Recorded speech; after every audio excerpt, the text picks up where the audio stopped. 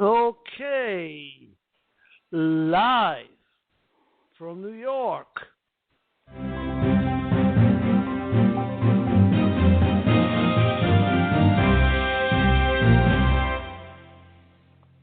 We are the Coffee Party, and we broadcast live every Monday and Friday right here. So if you're listening to us, keep listening to us. We appreciate the audience. Mainly because we have nothing else to do. Well, that's besides the point. Our guest, not our guest host, our co-host, I'm Felix, and my co-host is Mark. We're known as the Reverend the Doc sometimes, or anything else you want to call us, I guess. Very true. Provided it can be said over the airwaves. Well, that's true. I mean, we've never really had anybody slip yet too much, have we? No, the only two people who've slipped, I think, are you and me. Well, I don't think we've ever used an F word. Oh, no, not at all. Not at all. I would never let you do that. Oh, I mean, after all, don't forget, this is G-rated. There are children listening someplace. Oh, I listed as PG-rated. Well, I heard you play this for your grandson.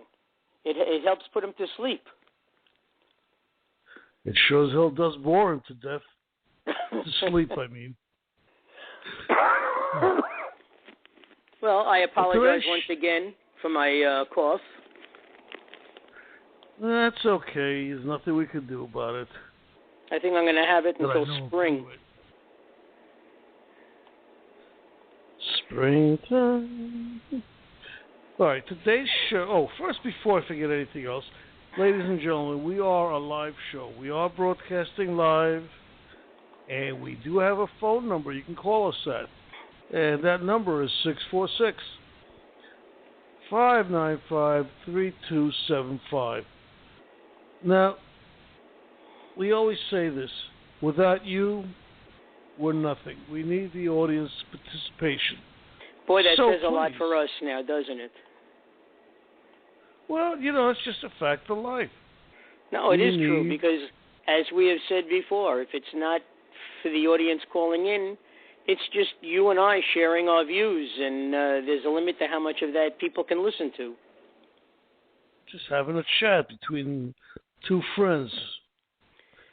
This show is more than that, and what makes it more than that is the audience and the audience participation. So that's my feeling about this. Anyway, so again, Mark, repeat the number. Is this a test? It is 646-595-3275. No, the reason I said that, there is one of the broadcasts we're doing may not be receiving my hearing my voice, so just in case, I wanted to at least hear the phone number so they can call in and let us know that they can't hear us. Well, I know my daughter said she probably won't be listening today because she hasn't been sleeping and they're expecting miserable weather, so she's hoping, beyond hope, of course, that she can get some sleep. Well, hopefully she can. So let's go ahead and talk about... I actually told her to listen to us. It might help put her to sleep. I would think it could put anybody to sleep, especially if we don't have any callers. But well, anyway, today's show... Do you want me to tell people the truth, that there are many times, because Dr. Mark has a habit of hogging the airwaves, that I've seen Felix with his eyes closed, almost ready to start snoring, and I have to give him a little kick under the table. Yeah, you got to be careful with that, because I might fall, then we'll really hear a loud noise. And as a matter of fact, today we are broadcasting from two different stations. Mark I don't know. Mark is at the substation. Yes, the Evans. other side of Oceanside. He's at substation Evans. And you're at substation Royal. Yeah, By the way, Here's something I want to throw out to our listening audience.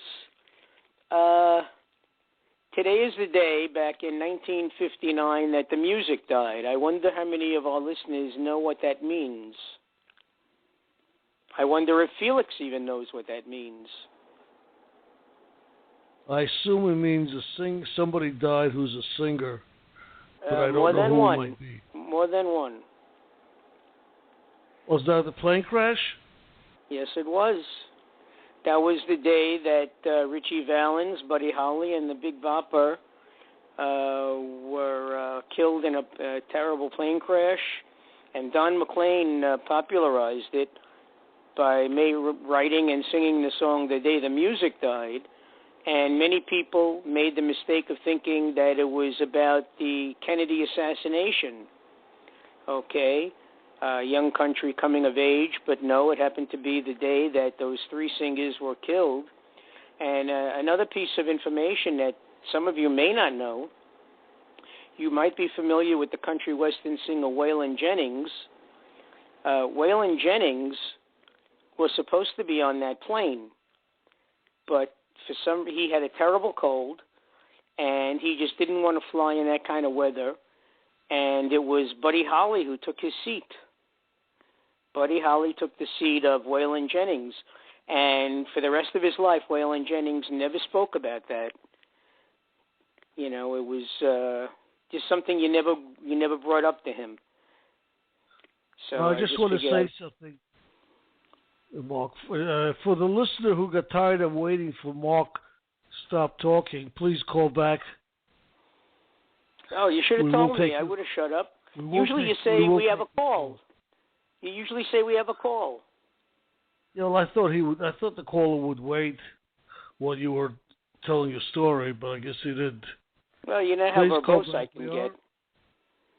Yeah. In fact, I owe my partner an apology because it's my understanding that many times Okay.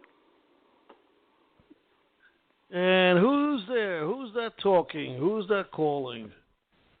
Dan. Dan, the man. How are you guys Dapper doing? Dan.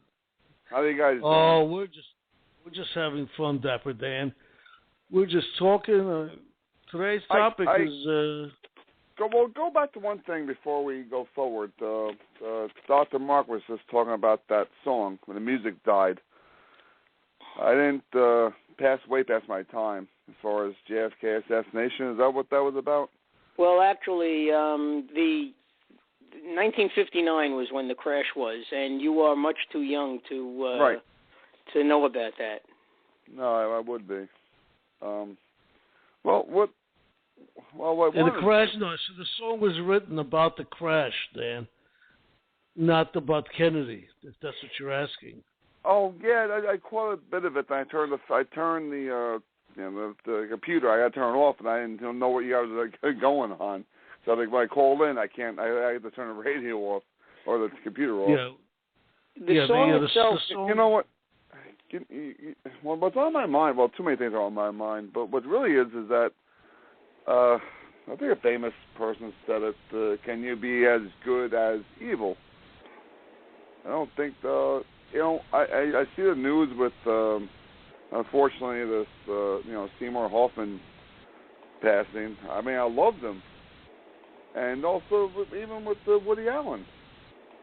I mean, so much stuff's coming out. I hope it's not true with Woody Allen. I loved him, but this is. What happened with Woody? I didn't hear that. What happened with Woody Allen? Oh, that was 25 years ago. It was a big scandal. Oh, well, that's been going on. Now it's bigger now, Mark, because now his... Oh, no, I know, because his supposed stepdaughter, she went public in a letter to the New York Times. And she said that all of you people who starred in his movies, she accuses them of knowing what was going on, and she went. It's almost like who is it? Roman Polanski. Right, Polanski. Okay, so what was going on? Tell the audience, the ones who didn't hear about it. Well, Mark, you're going to talk too. You might know me before my time too, Woody Allen. I mean, I love him as an artist, but my point is, can you be as good as evil? Well, he does a great artist. He's great as far as his movies. But now his adopted daughter's come out saying how he sexually molested her. And obviously he got in trouble for marrying his adopted daughter. Actually, no. I have to correct you on that. Okay, go ahead. She was adopted by Mia Farrow and Andre Previn. Correct. Okay? You're right. So she was no relation to Woody Allen. But people will say, that she was living under his roof. She was a good almost 30 years younger than him, and romance blossomed between them. Well, I'm glad you corrected me because I didn't know the full story. Again, I probably wasn't born yet when this happened when he told me he did it. But now with this new her adoptive child, Jesus, that just totally blew the roof off of him. In fact, my son informed me today that the sheriff who was in charge of investigating this whole thing in Connecticut said that the reason that he didn't pursue certain avenues further was because he didn't want to traumatize a 7-year-old girl. Right. But in light of the things that have come out now, he's sorry that he didn't pursue it further because by not pursuing certain facts or certain areas, it basically let Woody Allen get off scot-free. So, Well, do you love the guy or hate the guy? Well, I mean, he does such great movies and stuff, but... the only thing you can't take away from him is his talent. Unfortunately, as like Roman Polanski, some of these people that have such talent know better than sexual deviance, Well, listen, if it's good enough for a priest, it's good enough for Woody Allen. Well... But you don't want to look at it that way, for years, many, and I won't say that it was, the priesthood became a haven for many men who questioned their sexuality, okay? Oh, please don't tell Dr. Don that. Well... It's okay, I'm laughing. It's all right. No, but he never became one, okay? No. And there are many, and I have to say that there are many priests who, despite the small number, have adhered to their vows, are true to the faith, okay? But there are some that used to use that as a sanctuary, if you will, and what can I say? I mean, just... Look at all the priests who were dismissed by Pope Benedict the 16th prior to Pope Francis. He had defrocked well over 300 priests for this alone. Now, when Pope John Paul was still Pope, he was like the enforcer. He was the one that went after these priests. Okay, so say what you will about Benedict. I mean, he tried to do the best that he could, but who knows how far up this goes into the Vatican as far as protecting these people, I, speaking of priests, I'm never going to mention names, but someone who married my wife and I must say, he was the coolest priest ever. I hung out with him, he drinks, he smokes, and has fun. Well, there's nothing wrong with drinking and smoking. I mean, except that, neither one is really good for your health. But I mean, many priests, and I don't want to get, ethnic, but I mean, many an Irish priest has lifted a bottle and a glass more than once. Okay, I mean, and many, and there's nothing wrong with it. But we all have this idea of a priest being all holy and they do nothing wrong. But I'm not mentioning any names, but I'll give you towns in Howard Beach on Cross Bay. We would see him all the time. It's a family friend, and he's a father. But he would just hang out with us. He would his other members of his church, and they'd be hanging out, drinking, and well, having you a see, good time. But that's what's good, though. Well, that you see, in many cases, more I think more Catholics, more youngsters, right. Men and boys and girls, were more afraid of the sisters than they were of the priest. I think, a priest, have a sense of humor. You could joke. Some things you could say to a priest in humor that you can't say to a sister. You can't say to a nun. When you talk about being chaste, you never hear stories about nuns, okay? You only hear stories about priests. Right. Yeah. Right. Well, this is what the Catholic Church needs to do. They need to, change with the times. People smoke, people drink. I mean, it's normal. That's what they have to do. I don't think the Catholic Church has anything against drinking or smoking. Well, in public they do. They do. And I have to tell you, since it's confession time. Basically, I remember growing up in Brooklyn. We belonged to a synagogue, right. And of course we had an Orthodox rabbi, and like his right-hand person was a young man who was studying for the rabbinate. Okay, right. And he was arrested for molesting young boys. So look, it doesn't just happen in the Catholic Church. And if you read on Facebook, some of these religious sites, you read about all these rabbis and cantors and people with the long hair and the beards, right. And everything. They've all been arrested, for being pedophilia, So, it's all coming out now. Right, I know. I agree. Listen, they're all human beings. And that's what you're right. You're right. That's what we fail to understand, that they are human beings with human frailties. The funny thing is, if you're looking at Greek mythology, Greek and Roman mythology, even the gods behaved as humans, even though they were not human. Okay? They defiled young women. That's how you get some of your, like Hercules. Okay? His mother was a human and his father was Zeus.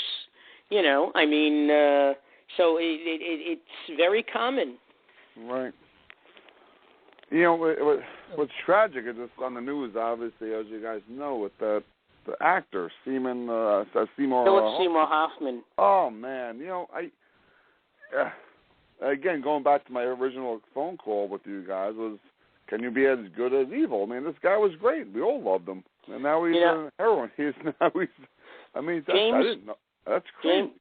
James Lipton was on Morning Joe this morning from the Actors Studio. And he said he had him on.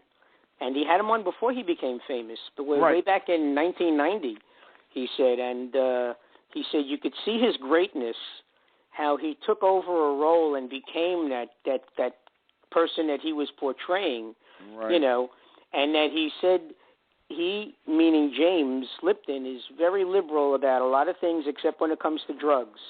He said he has seen too many actors and actresses fall prey to drugs, and it robs the profession of their greatness.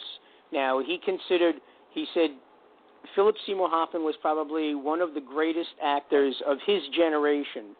Now, to qualify that, he said, you had Brando, okay, and you have Jack Nicholson, he said, and you have De Niro, he said, and he would put Philip Seymour Hoffman in that category because of the way they literally took over a role.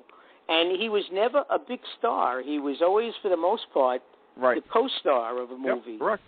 He was never the big name except in Capote, all right? And that was amazing. If you closed your eyes, okay, and if you had ever heard Truman Capote speak, it was like you were listening to Truman Capote, okay? Wow. How he learned how to speak just like him. And it's something that we forget about Hollywood. Many many of the roles that we see either in the movies or TV, where you think the person is a Native American, not Native American, but an American, that English actors, Australian actors, they have learned how to control their accents, okay, that if they portray somebody from South Jersey, it sounds like they come from South Jersey. Or in Brando's case, it sounds like he comes from Brooklyn.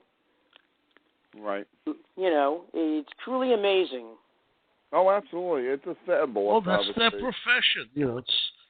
They are good at what they do. That's why they're actors and actresses. Yeah, I know.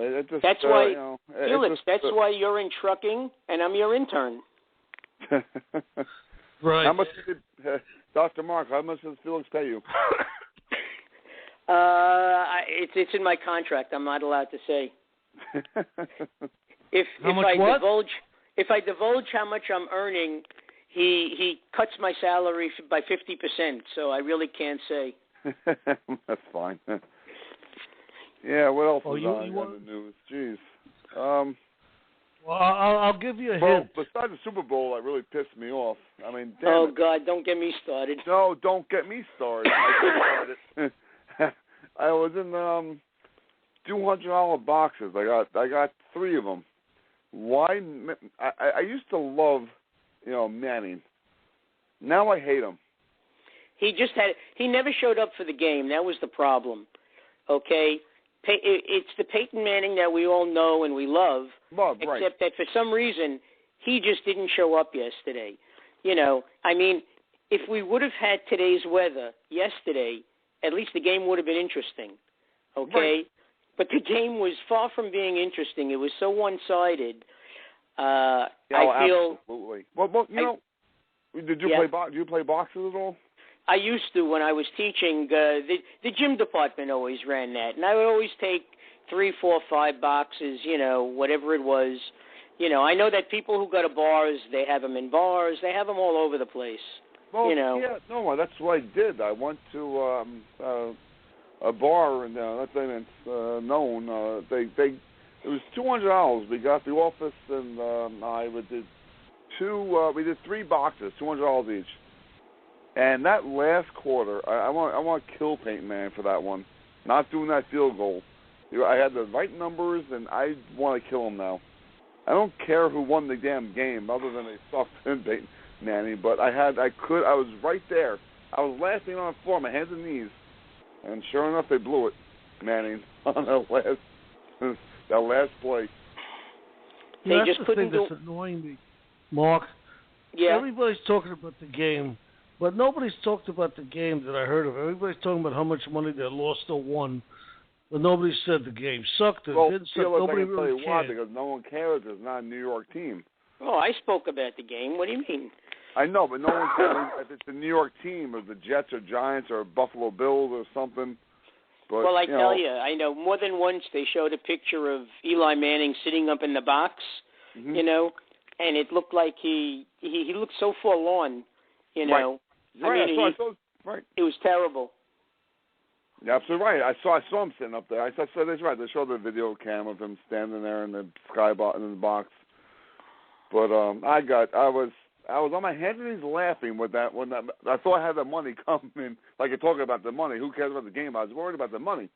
Could you imagine what were the odds of starting a Super Bowl with a safety like that? Yeah. I mean, that just seemed to set the tone for the whole game. Whatever could possibly go wrong for Denver went wrong. Oh, okay? Absolutely. It was. He couldn't complete his passes. He wasn't throwing. He hardly threw anything downfield. Okay. It seemed like the Seahawks had the men. The safeties had the men covered. He couldn't even complete the short passes. And even when he did complete a short pass, the guys were hit right away and they went down. So it was just awful. I hate blowouts like that. Denver, I mean, Jesus, I was rooting for Denver, but damn, they didn't really. I mean, like you're saying, it was just horrible to watch. Look.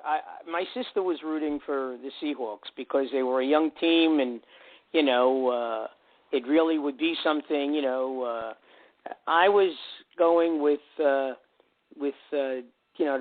Broncos because I really wanted Peyton Manning to go out on top, just in case this was going to be his last game. Right. Even though he said no. Well, now for sure he has to come back because he has to prove that all those records that he set this year were not a fluke, that he really is as good as he was, But the odds of Denver repeating and coming back to the Super Bowl again next year are slim to none, with the exception of, let's say, Green Bay and the Pittsburgh Steelers and possibly Dallas. I can't think of too many teams that come back year after year.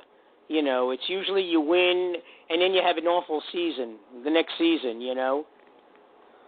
I agree. I agree with you. I think Seahawks will be back in it next year too. I think. Well, they have a young team. Young team, right? Young team. Exactly right. I mean, this guy Wilson, their quarterback, is 24 years old. Okay, I mean he was amazing yesterday. I know. He's great. He's amazing. And I'm happy for Pete Carroll. I always liked Pete Carroll when he was with USC. Okay, he was in the pros. He went to USC. All right. An opportunity arose. He decided that he'd done everything that he could do at USC, so he turned pro came back to the NFL, with Seattle, and he's built himself a team that has the possibility of coming back year after year because they're just that good.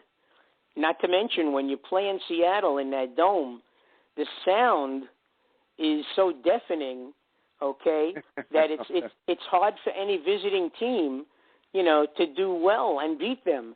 So if Seattle can keep with their, with winning every game like they do in their own stadium, they're starting out 8-0 already before they even go on the road.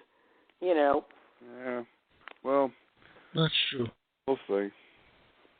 Hey, Dr. Mark. Anyway, Felix, I got a good question for you guys. On the news recently, a guy at the charity, and I want to say whatever, church or St. Vincent de Paul or whatever it was, he was going through the clothes and people donate their clothes and people resell them for charity. A worker found $43,000 in a suit as he was putting it up. Holy cow! Yeah, $43,000 he found in the suit pocket, and I was just hanging up on the hanger to resell for charity. This guy actually came forward and gave it back. I don't know about you, but that'd be long gone already. Jesus. The only problem I see in that is that how do you believe the person who comes forward to say that was my suit? Anybody could come forward and say it's my suit. Right. Well, right. Exactly. I agree. Well, I was just talking. Well, who's going to come forward and say, "Oh, that was my money"? Anyone can come forward and do that. Well, but it's in the papers. This guy is like a miracle guy. He was a worker working at a charity for a church, or I want to.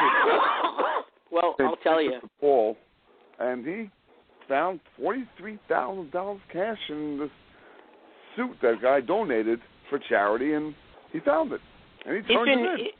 If in fact the person that he gave it to was the right person, then I think... He didn't say that. Mark, all he's saying is that he turned it in, not necessarily was returned to anybody, but he turned it into the church or whatever. Right, exactly. Okay. Right, exactly, Felix. He turned it. He hung in his suit up for sale for a charity. He just went through the pockets like normal thing, just checking everything out, make sure no tears or torn or whatever. And he found $43,000 cash. So he goes to his manager to call the police, and they just turn it in. I'm like, who would do that? I want to know about you guys. I'm sorry, maybe you guys have better morals and ethics than I do, but that would right down in my pocket. I'd be out of here. Well, there goes somebody who is a true Christian. And I'm Okay? sure right now he's praying that nobody claims their money because then it'll be given back to him. I know. I know you guys can put me down if you want, but that money would be down. Forget about it. Whoever turned it in, he doesn't know who he turned it in. You know, the guy could have been a really rich guy who doesn't care about the money. Who has $42,000 in their pocket? So I don't who know. knows? He turned it in. I guess.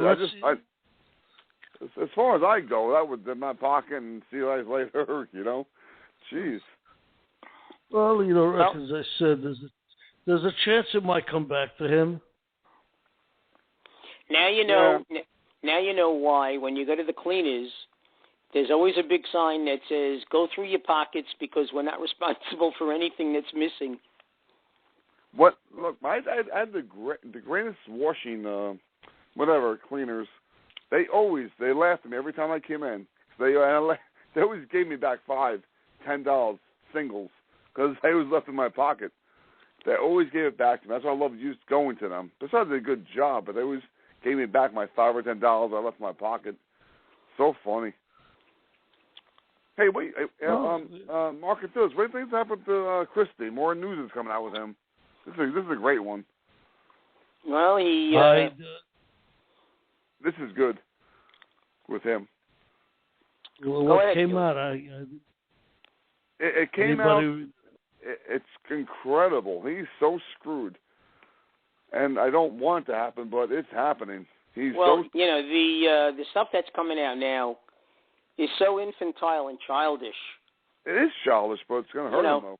He's saying that this guy Wildstein, right? You know, right. He's going back to his high school days, right? And trying to prove what an asshole he was back then. You know, I mean, this is like, who cares? Okay, you're talking 25 years ago. No one gives a damn. You know. All right, Mark. Let me answer the question. Would you vote for Hillary or Christie for president? Oh, no question in my mind. Even before this, I was voting for Hillary.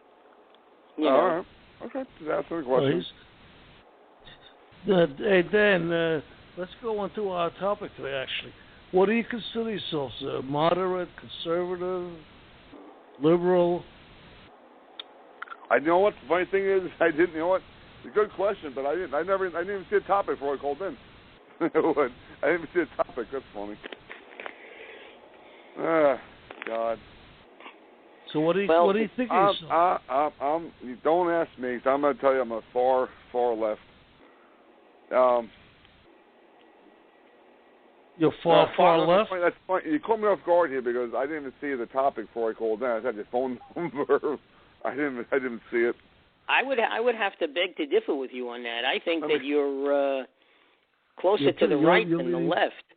If nothing else, I think you're a moderate now, okay? Because I know that I'm far left, okay? And I mean, you yourself, by your own admission, liked Christie, okay? You liked some of the things he says. I didn't like any of the things he said. No, I just like the balls he has to do what he's doing. I didn't say really. I just like the balls he has. Most politicians don't do that. You liked Ron Paul, didn't you? Oh, I love Ron Paul. Yeah, I love Ron Paul. Even donating $25 to his campaigns, or Randy, I should say, or Paul. But I didn't know. Funny thing, guys. I'm looking at this thing right now. I didn't realize the topic was tonight. I'm looking at it now, though. That's funny. Yeah. Well, let me ask you. So you consider yourself, or whatever. Well, let's break it down a little bit. I'll ask both of you guys the same question. Let's see what kind of answers we get. Let's see. How do you feel about? Well, let's break it down to one of the hottest topics around: abortion. How do you feel about abortion? Do you believe women have the choice? Do you believe in? Wow, Felix, you're going deep and touching a sensitive nerve. Who would be? Absolutely. Well, let's put it this way. Felix, if you were a woman, would you want a man or Congress to tell you what you can and can't do with your body? Nope. But that's not the question. Well, in a way, yes, it is. Yeah, right. Well, it definitely is. Mark, if you're, all right. Well, God, you guys dived into really a good conversation. One I may not want to engage in, but I'll tell you how I feel. A lot of people feel that. Let me ask you, the question is, personally, how do you feel about abortion? Not what's wrong, what's politically correct, or personally. Do you believe, the baby, when is it, when is a fetus a baby? When is it life? When is it a person? Yeah. Right, I agree. Forget about, Mark, you could believe that women have the rights and still feel that abortion is wrong. Oh, what you God. think? You guys really dived in this one. This is a bad one. You dived in this one real bad on this one, but in my heart. No, because I think that no one has a right to tell a woman what to do with her body, okay, and what decision she comes to. I'm not telling anybody what to do. Well, all right, Dr. Mark, okay. I know, look, I'm following you. Now, no, I'm not asking you that. I believe a woman has a right, but I'm not sure how I feel about abortion, though. Well, that makes sense to you. The governments are trying to, I love that, a woman has a right, obviously, but, the woman doesn't want a baby, have the baby, and then give it to someone who wants to adopt it. If you don't want it, don't abort it. Well, let's you can put go it this so many way. ways in this one, Mark. I mean, how many months are you along? How many, how old? It just then you can go there. We're not. What drives me nuts, Mark, is that another topic. What drives me nuts is you hear these stories on news about women who throw their babies in the garbage. Well, I mean, just donate to the hospital. Donate the kid to the fire department. I agree with you there, but there also it also depends. Some women use abortion as a contraceptive. Okay, and and I think that's wrong. I think, but if the baby is a result of a rape or incest. Oh, that's right. That's a whole Jesus. We're going downward here. You're right. That's what is wrong. How old is the womb? How is it rape? Was it just a mistake, one night stand? What is wrong? What is the standard? And we don't know. Also, at what point, like you said, what point do you stop? I mean, there's a point when you abort a baby that he could live already. You know? Right. That's the whole problem. My stance is I don't even know my stance because there's just too many variables. Whether it's a rape, whether woman's pregnant with a rape, or what do you get? I don't know. It's hard. It's a hard one. What I'm saying, how I personally feel, is not the way I would publicly feel, because I think a woman has the right, no matter what I think. She has the right to make her own decision. Felix, believe me, please, it's hard. I don't know. It depends on the age, how long the woman's carrying the baby. Depends what I know legally. Mark, do you know what it is legally? What they consider a child? 3 months or 2 months or? I really don't know. I don't know. I don't know either. I don't know, but Well, they try to have the abortion in the first trimester. So that's the first 3 months. Right. But so I'm sure that's in the third trimester. I'm pretty sure the baby could probably survive on his own. I'm not sure. I know. Besides, you're probably right. Guys, look, women have their rights. Obviously, they're carrying the baby. But you know what? To think about us guys, you got a choice too. You're going to be responsible for the child also. Not your body, but you did something. It takes two to tango. Anything in life, guys, you know that. It takes two to tango. But how about this? Very interesting. Okay? Very interesting. Sure. If a guy wants to have a vasectomy, he has to have his wife sign on the line. Okay? If a woman wants to have her tubes tied, she doesn't need to have her husband's approval. Really? I didn't know that. Yeah. Neither did I. I didn't know that, Mark. She can do that on her own, but he needs her approval to do that. I would love to look into that further online, why that is. No, trust me. It's true. That's why when I had mine done, I had my tubes tied at the same time. I mean, when is Think about that. Where is this? Is this in New York State? I don't know. Law.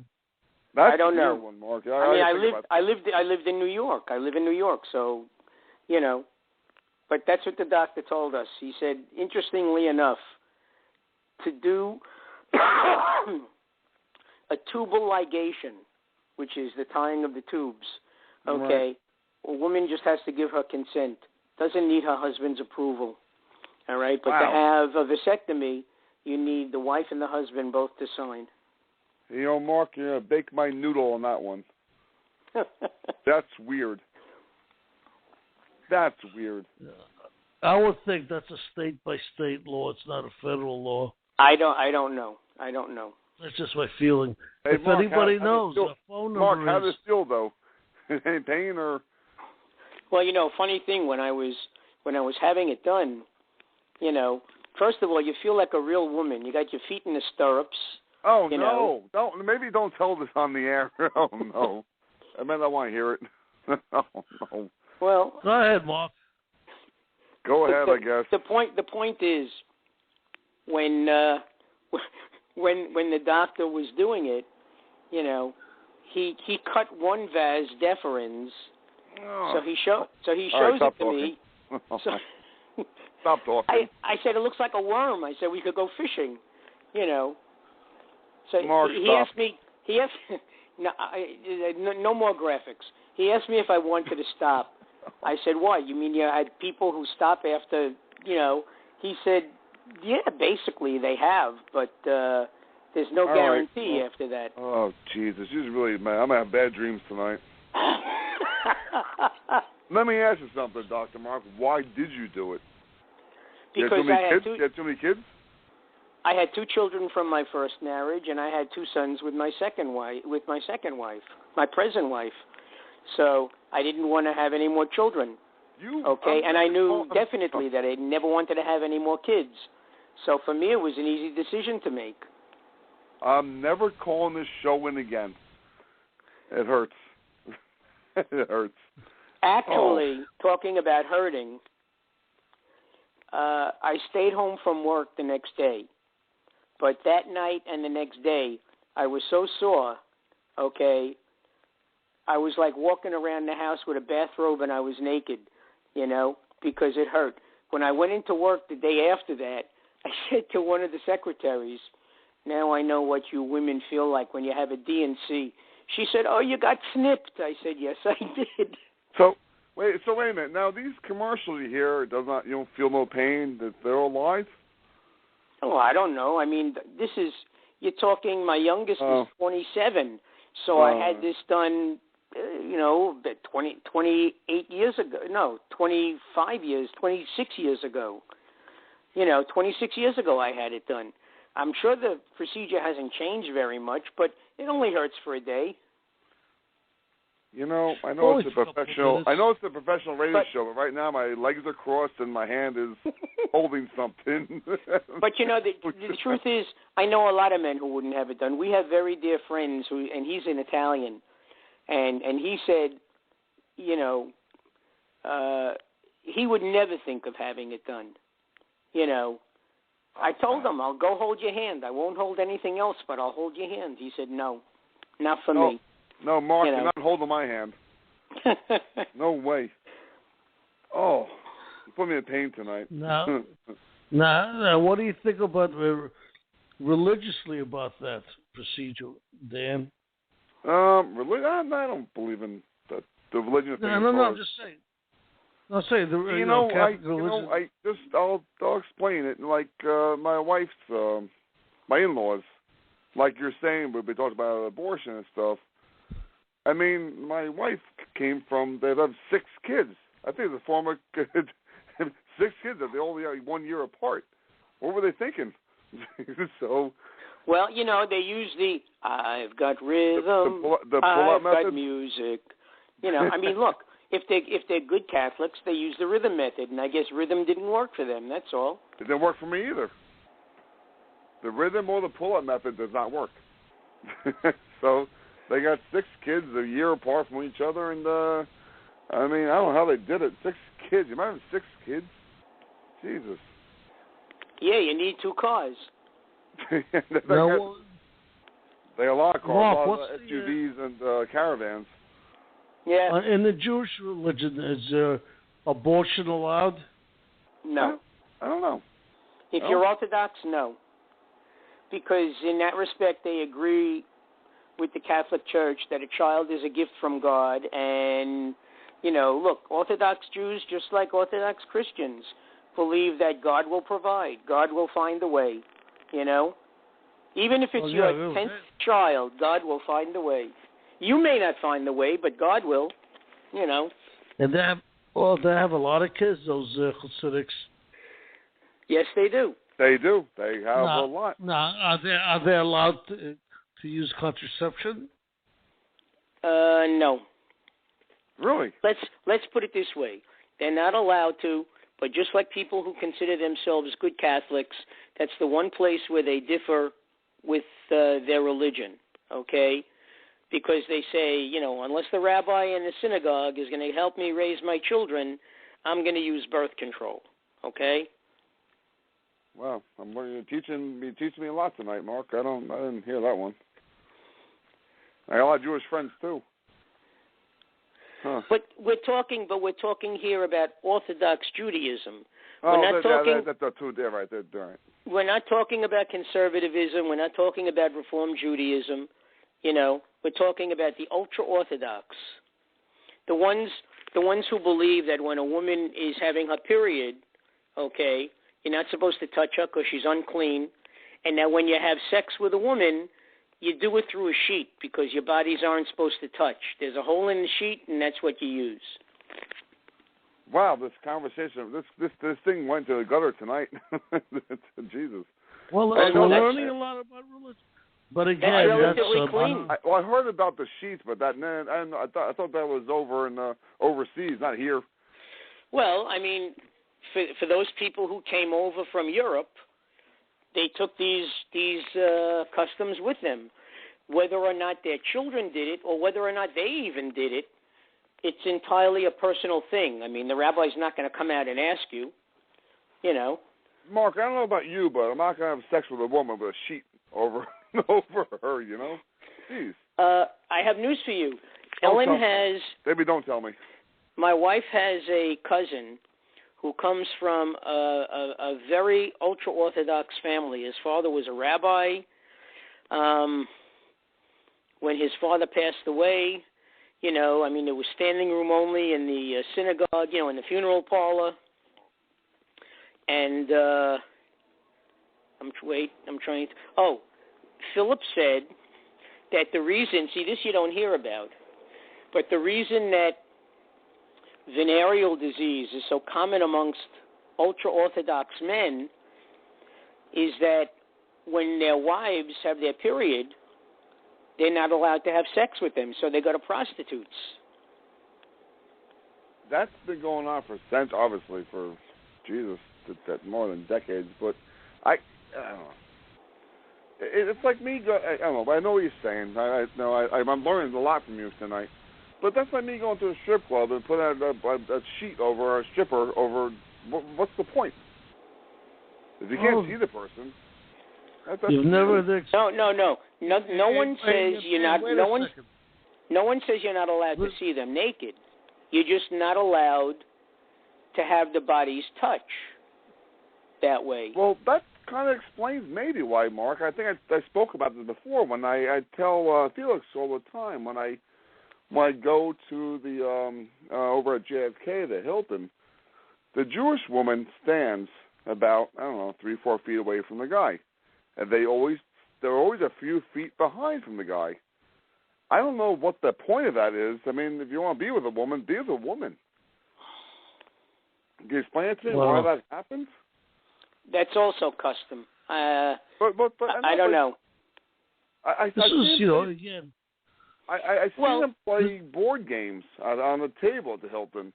They all no alcohol, just drink soda and water and whatnot, and they'll play board games. But the woman is always, the guy will go to the bar with a top hat, and the woman will stay 3 feet behind. Always wearing black, both of them, man and woman. And that's very orthodox. If you had to live that kind of life, you'd be dressed in black too, wouldn't you? You'd be in mourning all the time. I don't know what that meaning of that is. I don't get it. If you want to be the woman, be the woman. Jesus. Well, you know, look at the. I mean, it's very close to what actually the Islamic religion does. I mean, they also they're not as extreme, but they also separate their women and. You know, when you go as a Muslim, when you go to pray in a mosque, the men pray separately from the women. They never pray together. When you go to an Orthodox temple, okay, you have the men in one section and the women in another section. And there's a wall between them. You know, that's their beliefs. I believe a man and a husband and wife should be together. You accomplish everything together. Why do they keep it separate? I don't understand their religion. I mean, I don't know about you guys. You know, husband and wife, you work together, stay together, sleep together, but these people they're different. They're saying separate. I don't get it. But you see, that's how they grew up for the most part, and that's what they continue. Or, as in the case of my nephew, okay, my nephew grew up in a conservative Jewish home, okay, went away to college, came back and went away to Israel to birthright, came back and decided that he wanted to be Orthodox. So he got married in the black coat with the furry hat. He's got a beard, but he doesn't have what we call payas, the curls, okay? He doesn't have that.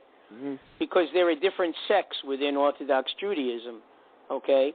And he was partying with the men on one side, and on the other side of the wall were the women. And he basically, they carry the woman on a table and they pick her up. They carry him on a table and they pick her up, and that's when they touch. And then they got married, you know. Interesting. And this was also done through a matchmaker. Okay, he never met her before. What happened was it's like a rabbi. It's like eHarmony.com. You fill out something, she fills out something. You get interviewed by the matchmaker. The women get interviewed by the matchmaker. The matchmaker uses his or her expertise in matching you up. You meet the person by coming to the house, and the family's there. You don't get to touch, okay? You talk. You see, that's no fun. You can't talk. You can't touch. That's no fun. You could talk. You talk. You get to see if there's anything in common or if there's a possibility of a future. And if you agree and sign a contract, you have to be married within 3 months. Really? Yeah. I didn't know That's that. how it is. I'm learning a lot tonight. That's how it is. Holy. I didn't know that. But you know this. Wow. I grew up with a lot of people. I didn't know that. Jeez. And when you're dating, you're not allowed to hold hands. Okay.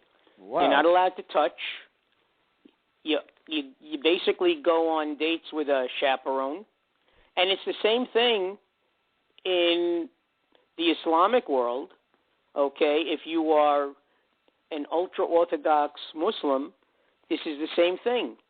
See, this is why you wonder why there's such division between Jews and Muslims, because their religions are so similar. And if you listen to an imam and you listen to an Orthodox rabbi, they'll tell you that there are many things that are the same. For example, Muslims are not allowed to eat meat with blood. Neither are Jews. So many Muslims shop in kosher butchers because the meat is prepared the way the Muslim religion says it should be prepared. Okay? You won't find them, and now we're talking about the ultra-Orthodox. You won't find them shopping in Waldbaum's or Stop and Shop or Key Food. Okay? See, now, I'm sorry to interrupt you, but you guys see where we work down JFK. I mean, it's a real heavy and down in Inwood or Five Towns. I mean, it's all Jewish people. Nothing wrong with them, but I just, what you're telling me, it blew my mind away. I think I'm on the roast tonight, Dr. Mark, not you. You're roasting me tonight. I didn't know this stuff. Well, you see, if you were to ask many of, the Jewish people, they will say that life is not for me. And I'll answer you, it's not for me. Whoa, back up. What do you mean life's not for me? I mean, for the Orthodox, being that ultra-Orthodox is not the kind of life I would want to live for myself. Oh, okay. But, we have freedom of religion, and people get to choose and worship the way they want to. Okay? This is why in Brooklyn you have such a high volume in East New York, and Borough Park and Manhattan Beach.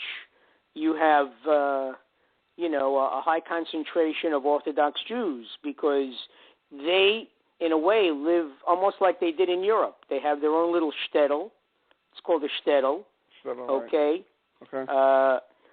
Where many of the stores that they shop in, the words are written in Yiddish. Okay. The way it was down on the East Side, the Lower East Side, when at the turn of the 19th to 20th century. Okay, when people came over from Europe, that's how it was. And the Jews that you talk about, like in the Five Towns, are not ultra-Orthodox. No, most of them are not. No. Yeah, right, Felix. They're Jewish, but they're still not. They're Orthodox. Now, the Orthodox, they don't do anything on Saturday, and they go to shul, and they do a lot of things. But again, they may even separate from men and women in a synagogue. You know what? Felix said, I think I said on your show before, Jewish people, I don't care who you are, black, white, green, Chinese, I don't care.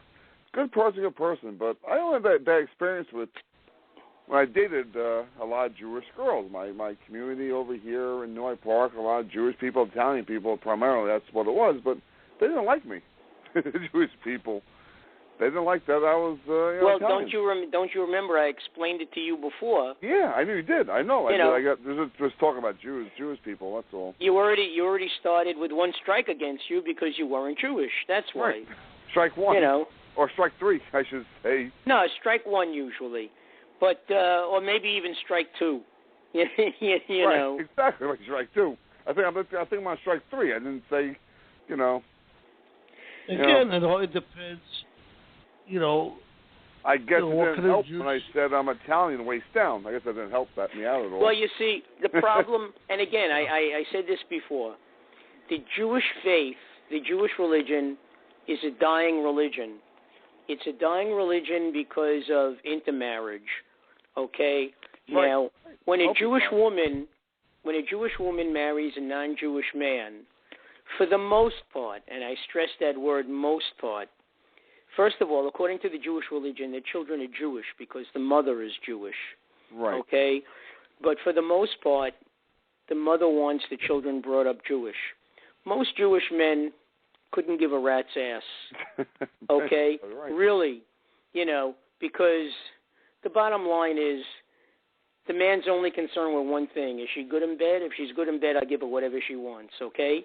So the bottom, Well, that's the name religion. But you see, and then they say, who's home with the children most of the time? Most of the time, it's the wife that's home with the children. So if the wife happens to be Jewish, she brings the children up, with a knowledge of Judaism. If the wife happens to be Catholic, she brings them up with the knowledge of the gift of the Magi and the Christmas tree and the whole bit. Easter Sunday, Palm Sunday, whatever the case may be. Now, I'll tell you a story about very dear friends of ours where the woman happens to be Jewish. Okay, and this goes back 32 years ago. The woman happens to be Jewish, and the guy was Italian. And his father was they lived in Little Italy. Okay, so need I say more? He came right off the boat, and he settled in Little Italy.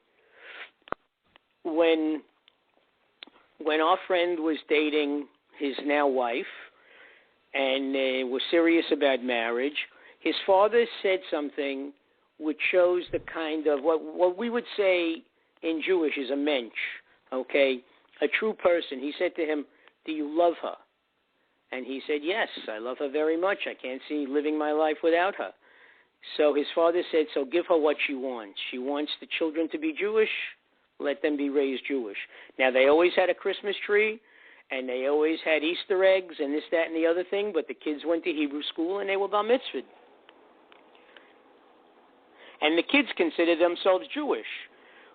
Whether they're going to marry a Jew or not, I don't know. Okay? Right now, they're just 30 years old. They just turned 31, actually. And the bottom line is, they're not thinking of marriage. They have friends that got married, but they're enjoying their single life. Let's put it that way. Well, I don't know. You only wish for that again, Dan. Yeah, exactly. But again, listen, we're old people, and in fact, the funny thing is,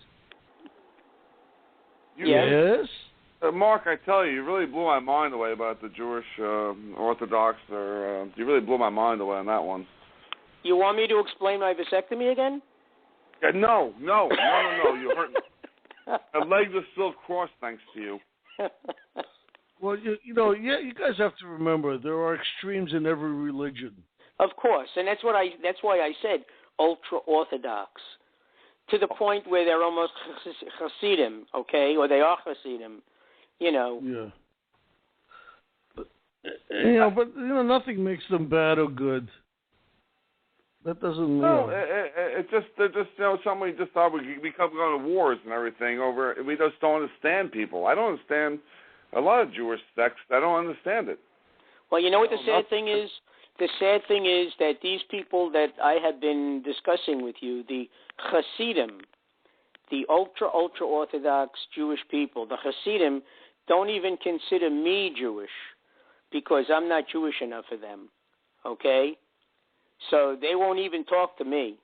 So what makes the difference? Whether you walk up to them and you say something in Arabic or in Jewish language, what makes you separate? No, if for some reason we happen to meet, whatever it is, let's say we're at a function, okay, in a synagogue, okay, and not that there would be any function why I would be in an ultra-Orthodox synagogue, all right, except for the fact if my nephew has a son and he's going to be named, and they name the child in an ultra-Orthodox Hasidic synagogue, I might be there, all right?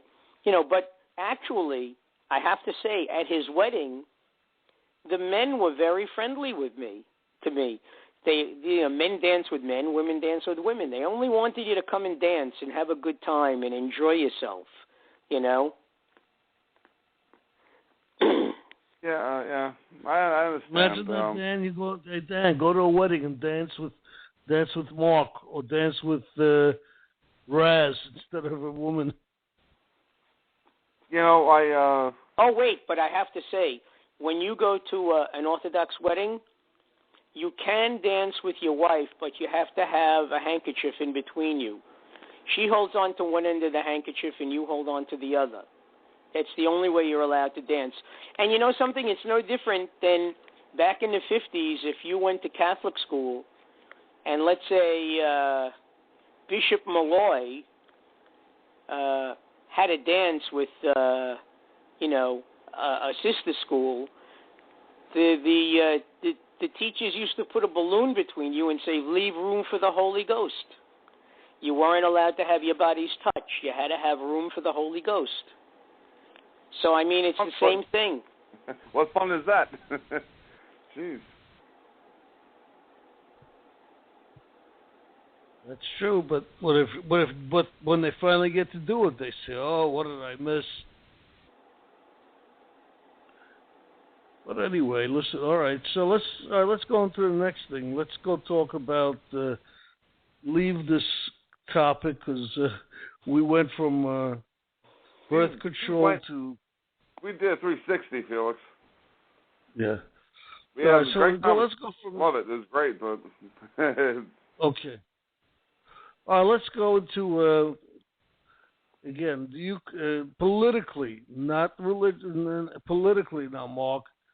You consider yourself a progressive. A progressive. A liberal progressive. Liberal progressive.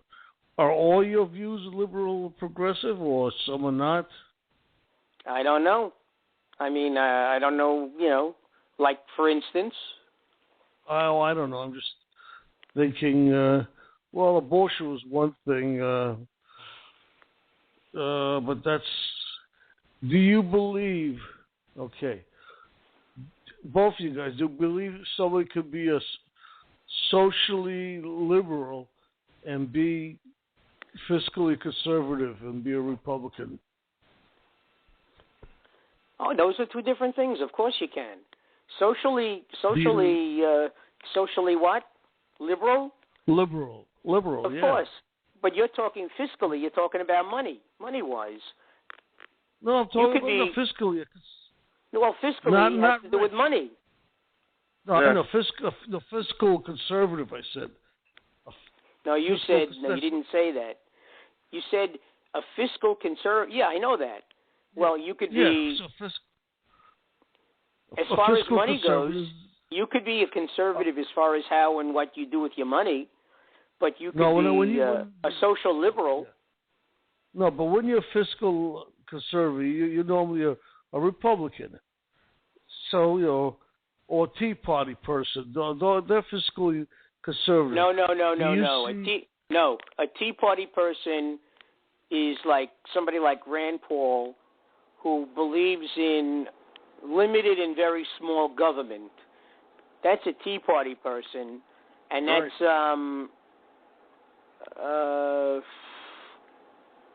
a libertarian, okay? They want limited government is what a libertarian wants. And basically a Tea Party person wants the same things. Tax enough already. They're paying enough in taxes. Okay. But both the libertarians and the Tea Party believe in a balanced budget.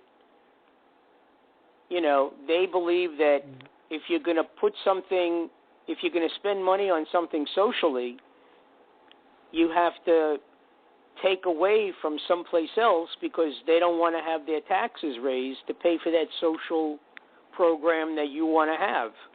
Okay? You have to find a way of raising the money without raising the taxes. Basically. Yeah. Okay. But no, I'm saying, how many Republicans do you know who are socially liberal?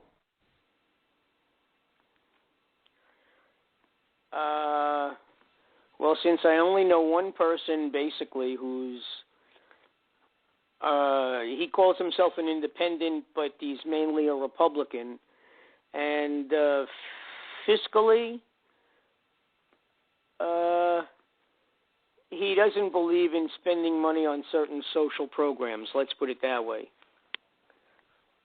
He figures he worked hard for his money, and he doesn't want to see it go for somebody else who isn't working as hard as he was. What can I tell you?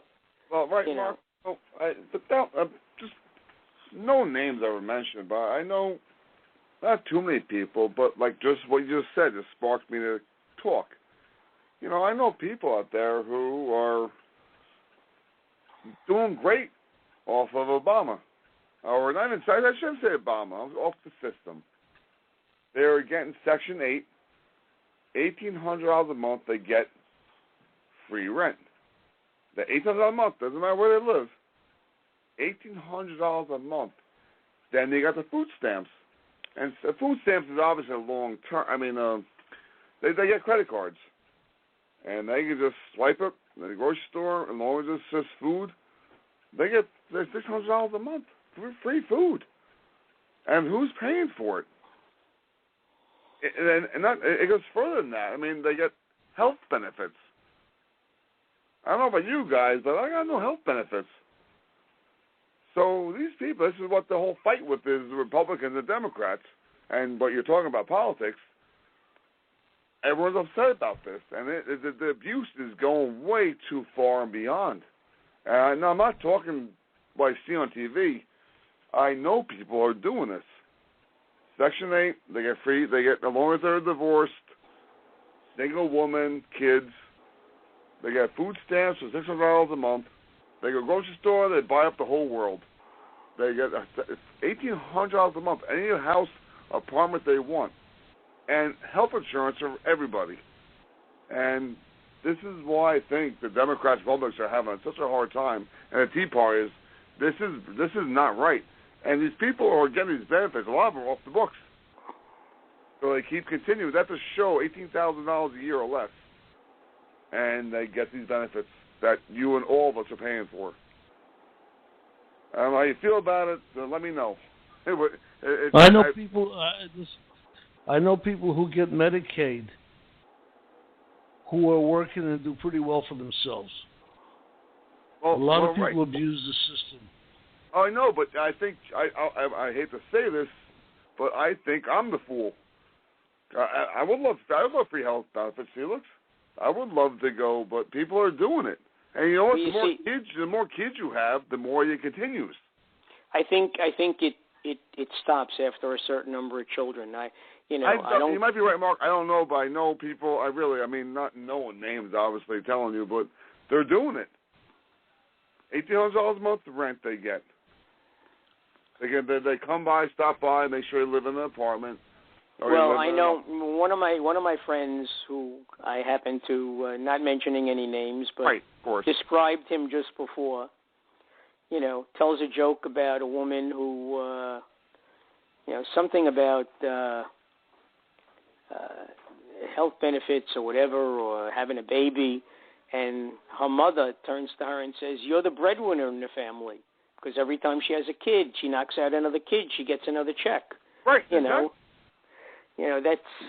But listen, there are also people who work in the fast food industry who are making minimum wage, who are also on Medicare or Medicaid because they can't afford to have insurance because their employer doesn't offer it, right. And they're making too little.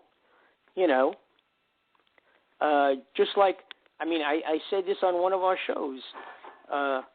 People who work for Walmart, during the holiday time, there was a basket for people to donate canned goods or whatever, and it wasn't going to the Salvation Army or the Red Cross.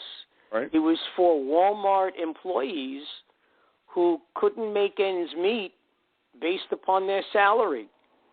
Oh, let me ask you something. Do you think Obama's thing 1010 is going to help out that problem? What's 1010? I don't understand. Minimum wage, $10. Oh, $10.10. Well, for one thing, it will take those people out of the ranks of Medicare, I'm sure. Well, okay, no, because it increases us to pay more for milk and eggs. Well, I don't know. You know, right. I don't. It's hard to. I think, you know, look, the minimum wage has to be raised because when you compare dollar for dollar, $7.15 is the equivalent of what people were earning in 1959, okay, as far as the minimum wage goes. And what was it back then, $1.50? All right, well, look, the minimum wage is, to me, for kids, 18 years old, 20 years old, not for people 30, 40, 50 years old. That's all right, but you see, but the problem is you are finding that people who have been laid off their jobs, okay, older people who can't find work in their chosen field because either their jobs are outsourced to Korea or China or because their age is working against them, all right, these people are forced to go back to work, and they'll take anything. They'll take even 2 part-time jobs, 2 fast food jobs, you know, just to bring money in. Of course. You know, and they find that that's not enough. Now, some of these people still have children living at home, you know. For some of them, their wife has to go out to work because, you know, before she was home taking care of the children. But now they need 2 part-time salaries, and hopefully she could get another part-time salary or whatever it is. And they're still behind the 8 ball, but it takes them off the unemployment records. It takes them off the welfare line, okay? People do what they have to do. I'm not talking about the person who's sitting at home loafing around doing nothing. Well, that's the gap with our country. You got the wealthy, you got the poor. I mean, some, you know, I just think 10, whatever they call it, 10-10, that's what I call it, actually, 10-10. I don't, you know, it's either retirees who retire want to work somewhere for $10.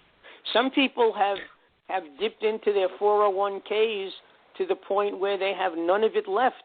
So they have no retirement money left, and they have to keep working.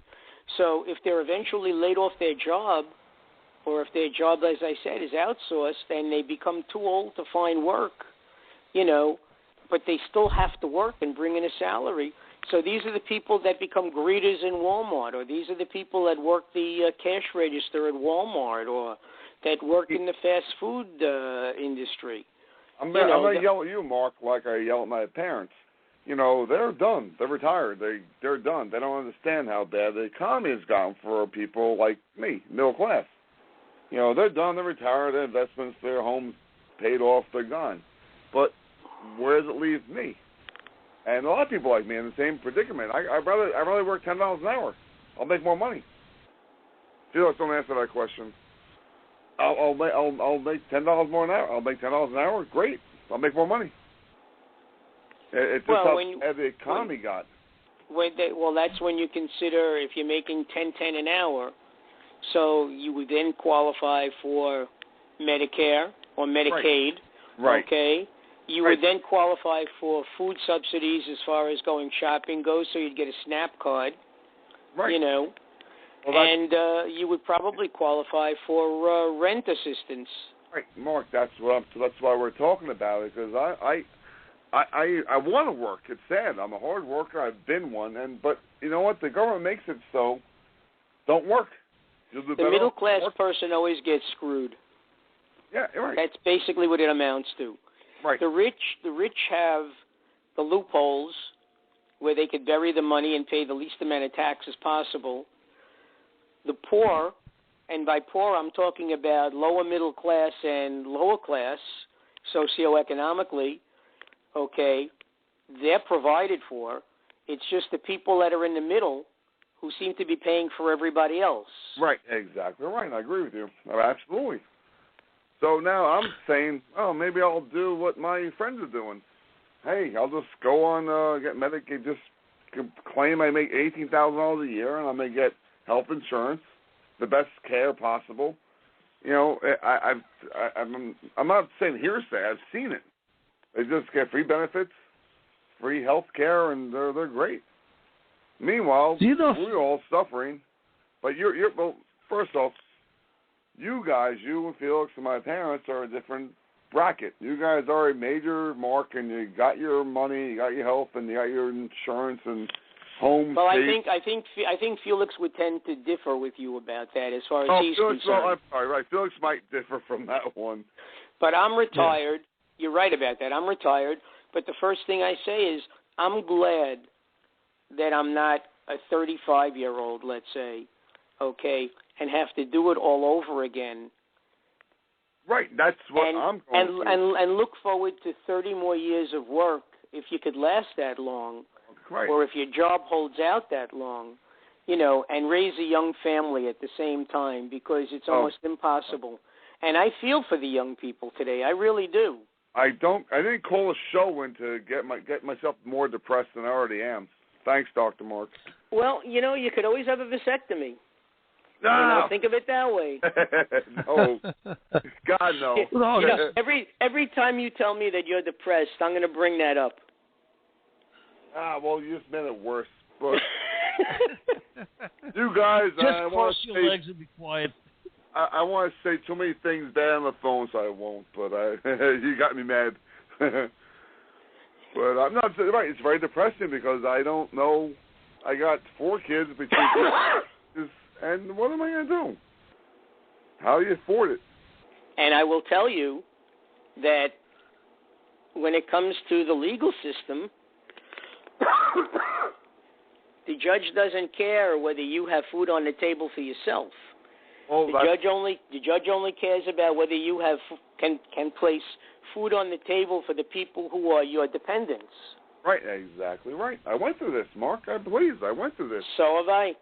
So that's what the problem with Obamacare is. They don't care that, when I signed up for Obamacare, they don't know that I got kids to pay for. They just ask me what I make, and that's done. That's it. So I'm like, wait a minute. I'm thinking, wait a minute. They're not asking me how much I got to pay for a child support. They don't care. You see, and that's the fallacy because, I remember when the kids were applying to college, okay, and when the kids were applying to college, my present wife's income counted as household income. Right. Okay, when that money has nothing to do with supporting my 2 children from my first marriage. Right. Okay. Exactly. You're right. It should just be, but they don't have any distinction between that. They want to know what your household income is. Well, household income is everything. Okay. I know. You're talking to you're preaching to the wrong person, Mark. I know exactly what you're talking about. I did through Obamacare thing. They don't understand. Look, what are you making a year? Let's say $50,000. But they're not accepting the fact that I got to pay. Felix will know this. I was paying $2,100 a month. Well, it was more than that. About $3,000 a month I'm paying. Obamacare doesn't acknowledge that.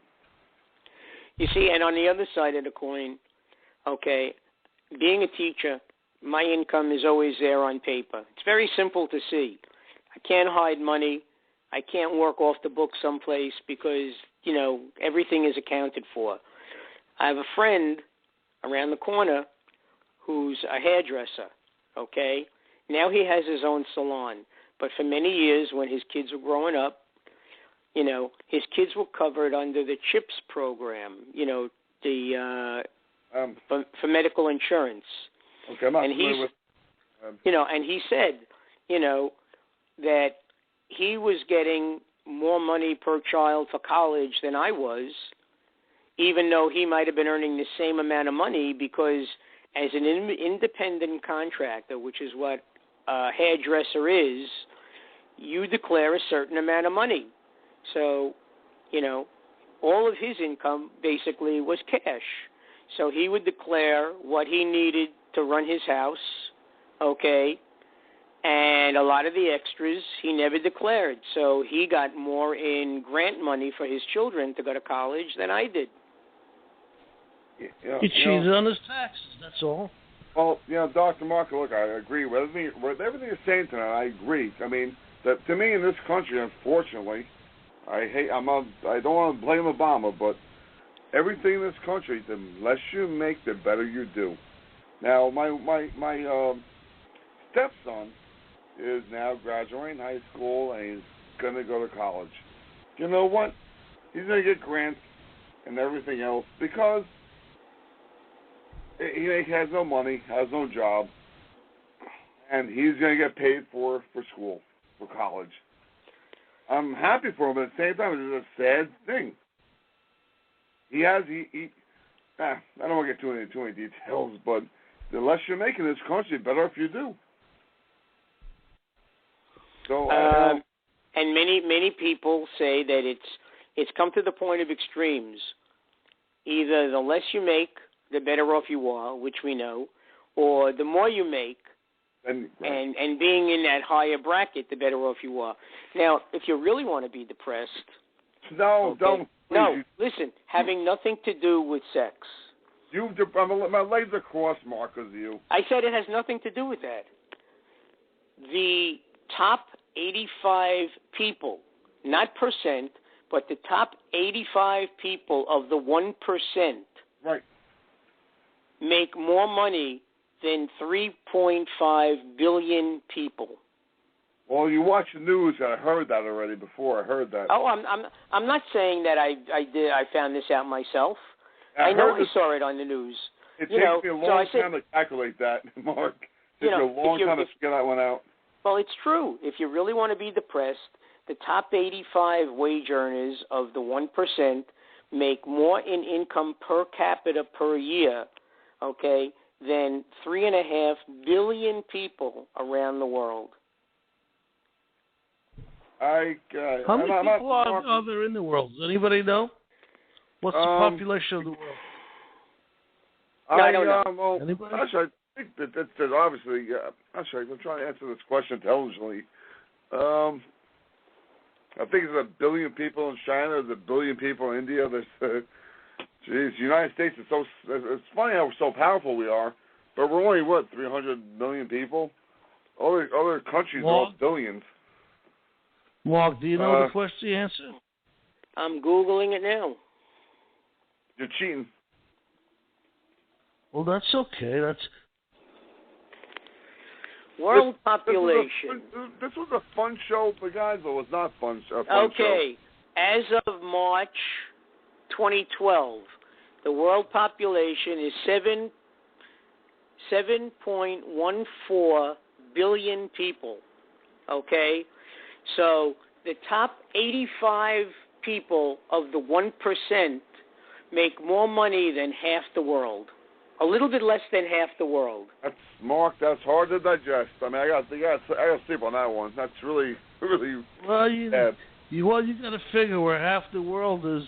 It could be very poor. Is very poor anyway. Well, there are some people with no income at all. That's why. So figure it out. Yeah. You know, how many of the 3.5 billion people actually work and bring in money? I don't know. Okay, but still, you know, think about that. You know, I don't want to think about it. I'm thinking about I'm thinking my legs are crossed, Mark. Thanks to you. My legs are crossed. You're really by funny. the way, Dr. Don, would they want to do lunch whenever the weather gets better? We're going to go to Harold's. Yes, definitely. Sounds good to me. No off-roading, though. You heard the last experience Felix and I had. I know. Maybe no off-roading. We're going to get. Well, I was going to say definitely not in February, and not after a rain. Okay. Probably in March. Felix says, "I have no idea how he scarred me for life. My legs are still numb." You know, Felix, I don't understand something. I don't know why this man calls up. I don't know why this man calls up. I scarred him for life by talking about my vasectomy. You scarred him for life by taking him off-roading, you know. Yeah. I don't know why. He's a glutton for punishment. And you know what? That's funny. Good being a doctor, because you know what? You're right. I love the punishment. I don't know why. Well, just think of it this way. Before he started listening to the show, he led a real dull life. Now, he goes and listen, off-roading. we made him a household name. My daughter Yeah. knows. My daughter knows Dan and Don. Okay. For the most part, I mean, very few people that I know call up with any regularity anymore. But even they, if I were to ask them, if I say Dan or Don, they say, "Oh, it sounds familiar." Okay. You know. So you and Bat Masterson have become a legend in your own time. Oh, I feel much By the better now. way, Thank you, Mark. I feel much better. I'm glad. and how is it? I really missed Dr. Don's call today. Oh, you know what? That took too much of your time on the radio. Got too much time up on the radio. But love to have dinner, or not dinner, or love to have lunch. I don't know about the roadie part. I don't think you will like that, but maybe. Well, let's just cross that path with it, because we can do whatever we want. We're not forced to do anything. This way, Mark and everybody. Well, I tried. Felix, I tried not to hog the airwaves. You know, I tried to give you time, and basically, you were the one that was bringing up the questions. You know. Yes. So you were acting like a moderator, which is okay. Exactly. We still haven't got, we didn't get too much of your say so. You know how you feel about certain things. Yeah, well, ask me a question. Felix, you're very quiet tonight. Ask me the questions. I was asking the questions now. No, you weren't. You could answer the same questions that you pose to us. You know. But it's nice when somebody asks. Felix, what are you? Jewish, Christian? What's the answer? Yes. Well, yes and yes, or? Felix is a Unitarian. He believes that everybody, you know, we're all united. Yeah. I'm not united with him. Well, let me ask you. You know, you're a Roman Catholic. Is that correct? Well, I was. Well, you were. My story is, yeah, but my mother. Her story goes that my mother put her fingers crossed behind her back on that one. When asked when I was born, raised Catholic. When you were baptized? Yeah, I was baptized. Yeah, I went to. No. I mean, when she had her fingers crossed when you were baptized. Right. When baptized, when I raised him as a Catholic. Raised as a Catholic. That's the story. Yeah, but let me ask you. It doesn't matter what you. It doesn't matter what you were raised. How do you feel? I was in a Catholic school for a few years. Then they changed to not the Unitarian church, just a Protestant church, community church in East Wilson in Wilson Park. I was church school and everything else. So I learned all about. But but how do you feel about all that? You know what? I don't want to say on the phone, but I'm going to anyway. Just so much stuff has come out of internet and the TV. I just being a Catholic, it just has changed so much. Information came out. I just seen too much information. Honestly, God, I don't know where I stand anymore. Other than just being a good person. Exactly. Just said you. No, you're asking me. What religion am I? I was raised Catholic. I don't know. I was raised Catholic. I was raised Catholic, but I don't feel Catholic. Well, right. Thank you. That's why. I don't feel it. That's the problem. Right? That's the problem with Catholics. They don't feel it anymore because so many problems have come up with them, and I don't feel it anymore. Nor has my father. That's why he left. I don't feel it. I don't feel it anymore. I don't feel they're right. A lot of people are turning toward more of humanism than the actual religion. That's what I went there twice now in my life. That's recently. I'm not saying I go to Unitarian Society or church, if you will call it. No, they don't even like to say it's a church. just be good to people, and they be good to you back. That's it. The religion got, the Catholic Church really messed up. So many stories got broke. There's just too many things that went wrong with the Catholic Church as far as the stories and the New Testament, Old Testament, and it just doesn't add up anymore. Virgin Mary. I'm 4 years old. I'm pointing this stuff out now about what happened in the Bible. I didn't, I just know to be a good person. That's it. Take care of somebody, hope they'll carry me back. That's what Unitarian Church is about. Just take care of each other. That's what it's about.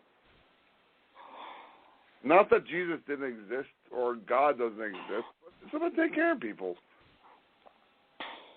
But the Catholic Church, they turned me off real good.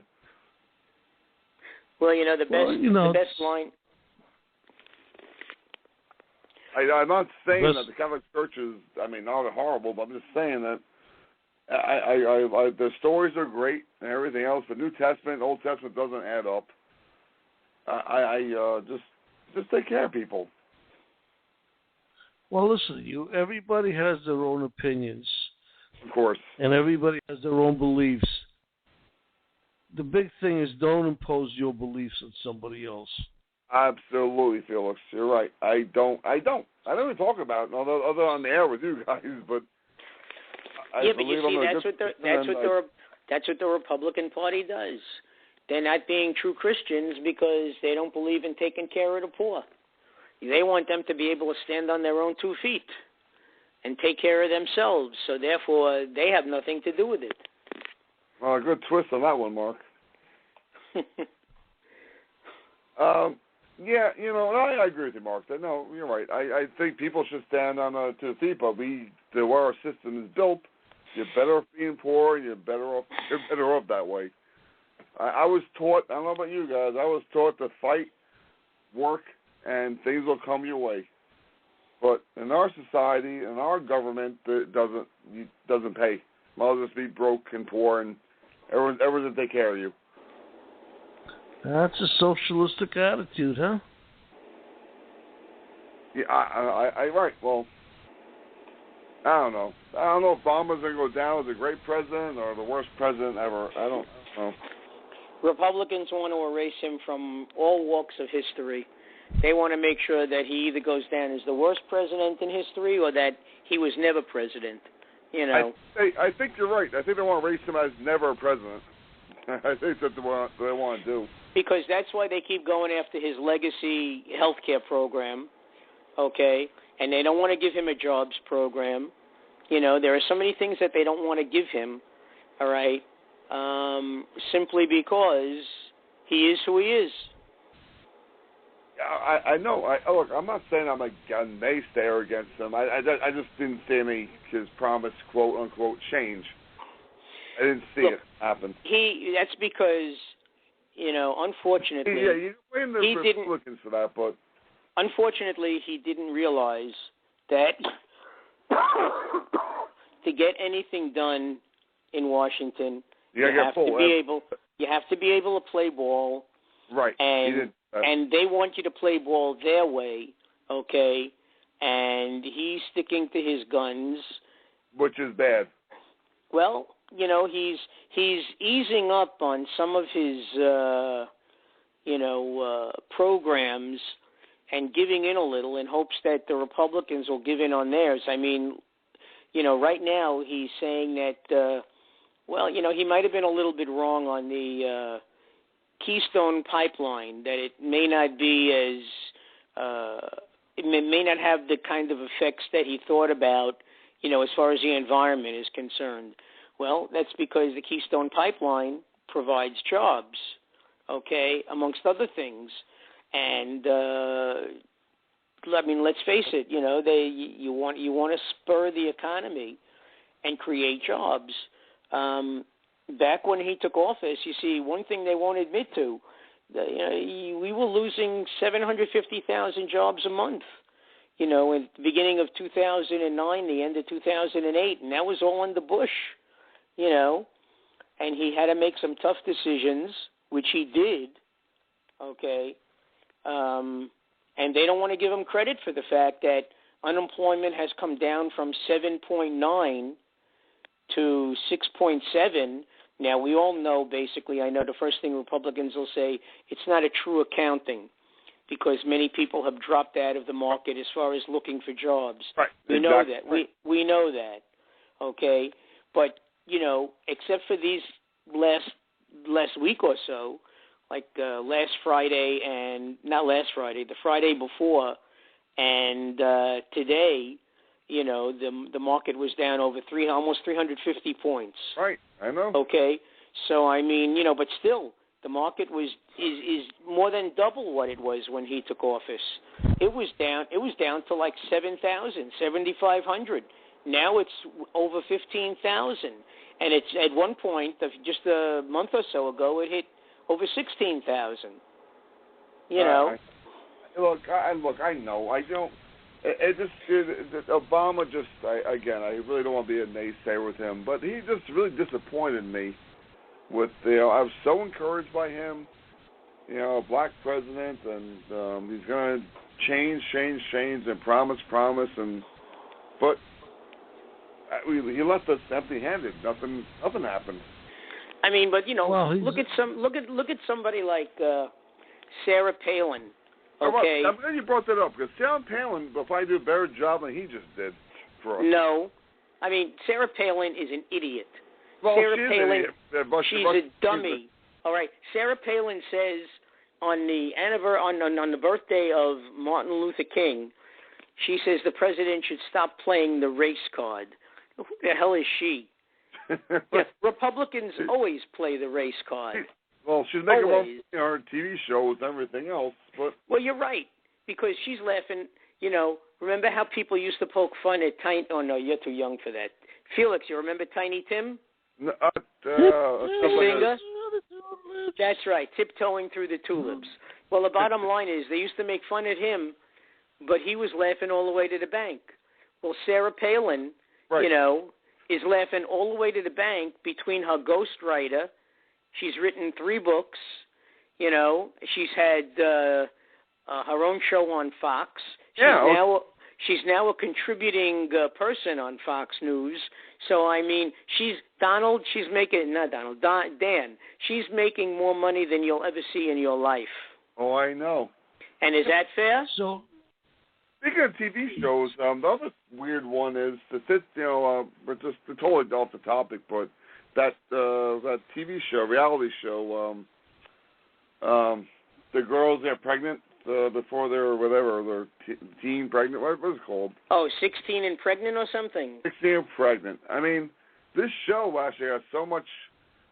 Actually, I watched it a couple of times with my wife, but it's disgusting. But actually, the statistics show that these women, the girls watch us, are not going to do it. Not going to have sex after watching that TV program.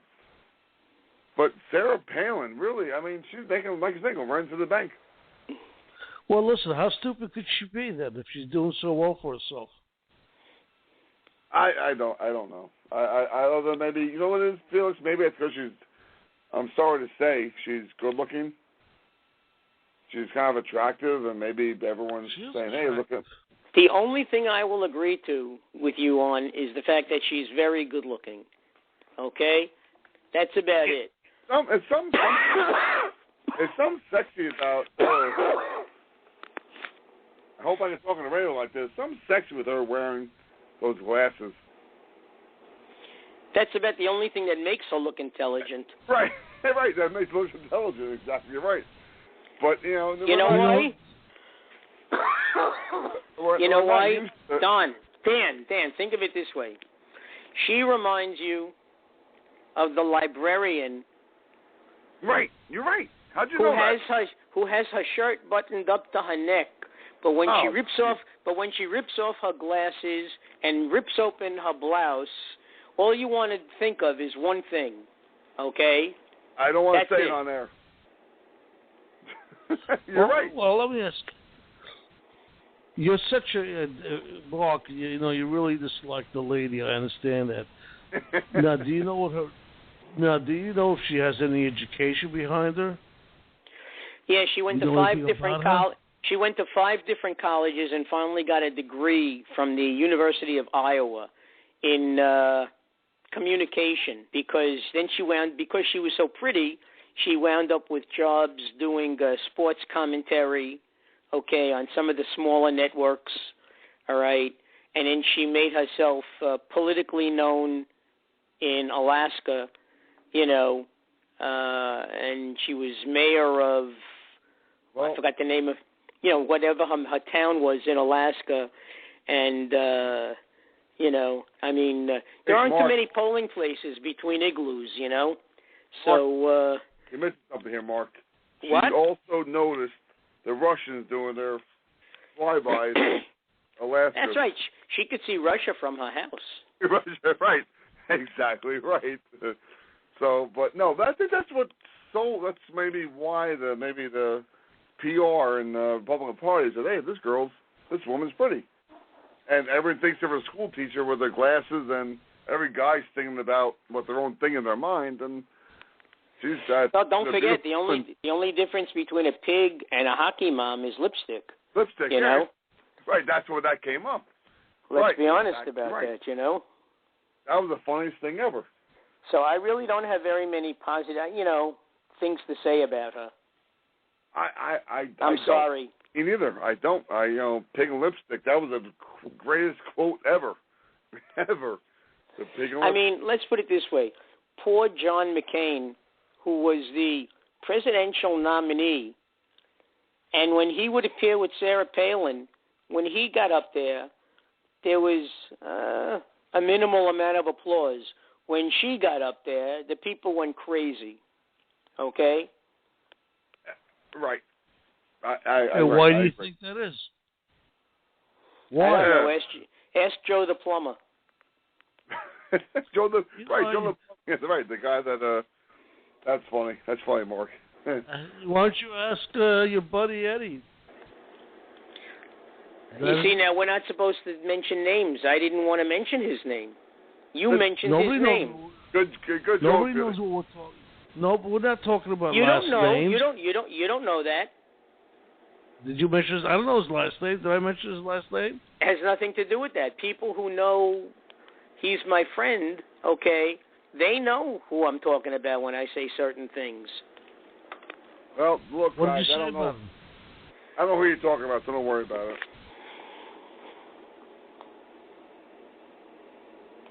So anyway, what did you guys do on the weekend? Super Bowl or just hung out, dinner? Super Bowl. Not much of a Super Bowl. It wasn't at Super. I'm telling you right now. I told you already. Every box I had I was in it. But I used to love Peyton Manning. Now I hate him. I don't like him anymore. I can't believe what he did. Well, I had a sleeper bowl. I slept through the first half of the game, turned on the score, and then I turned up the game. There was it was a good game, though. I mean, a good game point-wise. I mean, it's horrible for Broncos, obviously, but, box-wise, what a great game, but I still lost. Doesn't matter.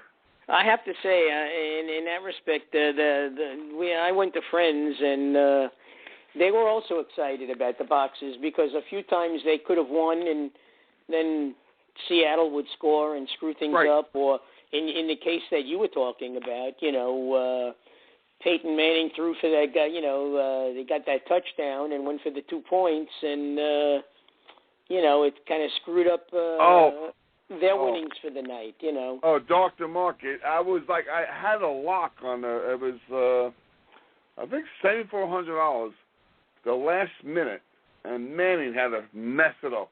I couldn't believe it. I said, I'm locked in, Dad. I'm like, Dad, I got $700. And Manning freaking didn't do the field goal. I mean, I couldn't believe it.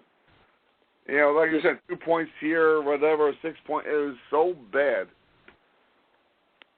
Well, that's my whole point.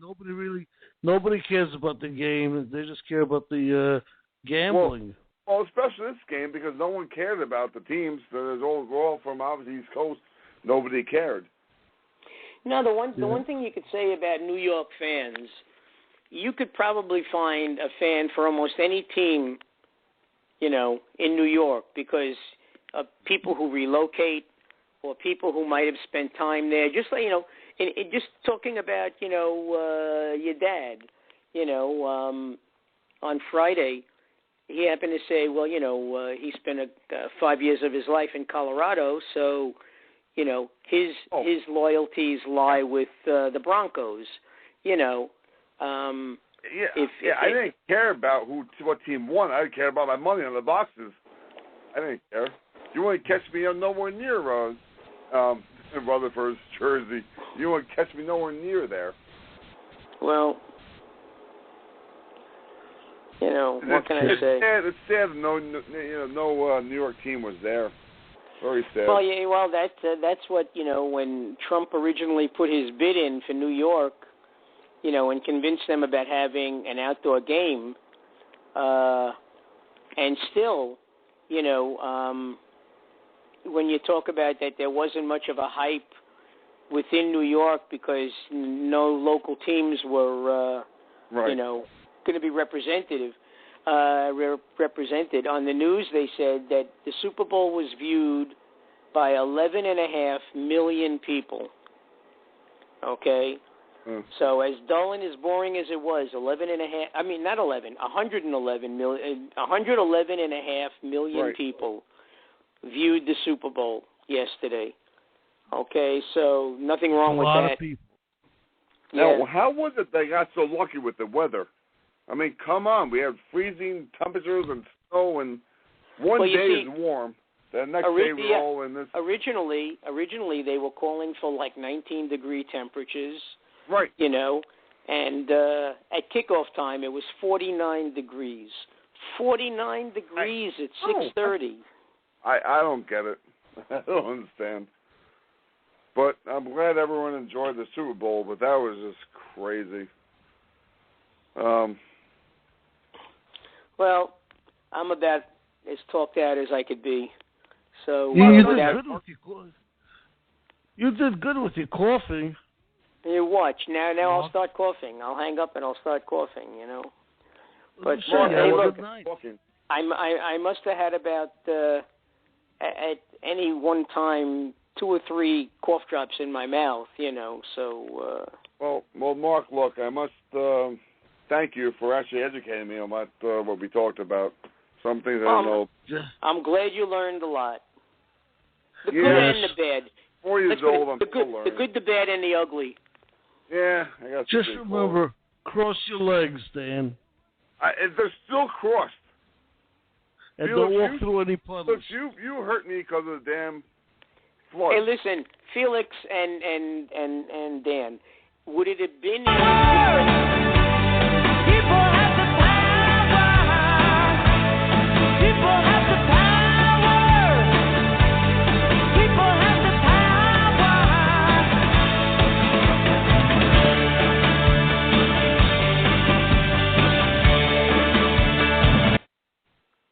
Is that a good way of cutting everybody off? Yeah, it certainly was, especially in my ear. It was so loud. I forgot what I wanted to say, so forget it. Oh, would it have been any different if I was explaining the process of circumcision? Okay, I mean, and that's a religious right,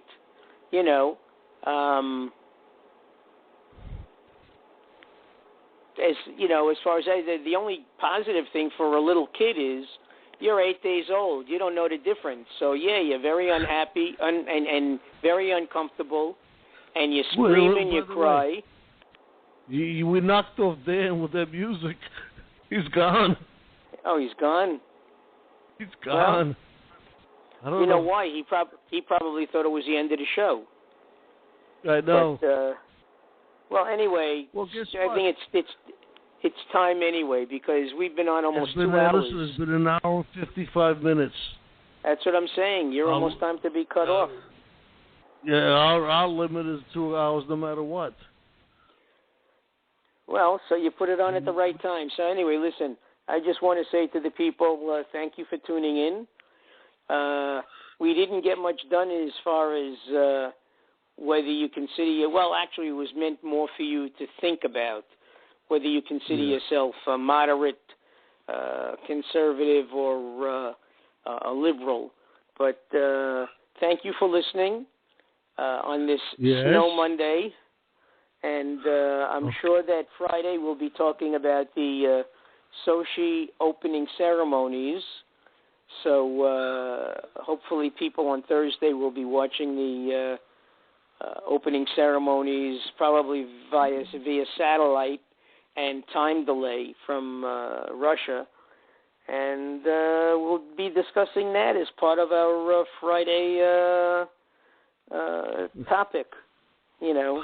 And don't forget.